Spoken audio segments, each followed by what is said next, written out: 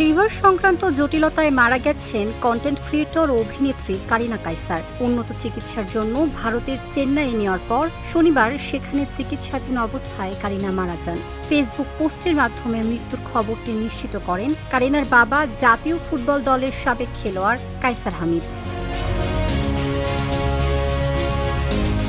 কারিনার ফুসফুসে অ্যান্টিবায়োটিক দেওয়ার সময় হঠাৎ প্রেশার অনেক নিচে নেমে যায়। এরপর ডাক্তাররা সর্বোচ্চ চেষ্টা করেন, কিন্তু শেষ পর্যন্ত আর বাঁচানো সম্ভব হয়নি ৩১ বছর বয়সী এই অভিনেত্রীকে। এর আগে লিভার সংক্রান্ত জটিলতায় কয়েকদিন ধরে সংকটাপন্ন ছিলেন কারিনা। প্রথমে রাজধানীর একটি বেসরকারি হাসপাতালে লাইফ সাপোর্টে রাখা হয় তাকে। পরে উন্নত চিকিৎসার জন্য গত সোমবার রাতে এয়ার অ্যাম্বুলেন্সে ভারতের চেন্নাই নেওয়া হয়। সেখানে ভেলোরের খ্রিস্টান মেডিকেল কলেজ সিএমসি হাসপাতালে তার চিকিৎসা চলছিল। চিকিৎসকেরা প্রথমে তার ফুসফুসের চিকিৎসা শুরু করেছিলেন। এরপর লিভার ট্রান্সপ্ল্যান্টের প্রস্তুতিও চলছিল।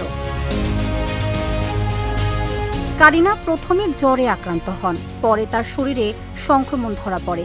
একই সঙ্গে হেপাটাইটিস এ এবং ইজনিত জটিলতায় তার লিভার ফেলিওর দেখা দেয়। অবস্থার অবনতি হলে তাকে আইসিইউতে নেওয়া হয় ও পরে লাইফ সাপোর্টে রাখা হয়।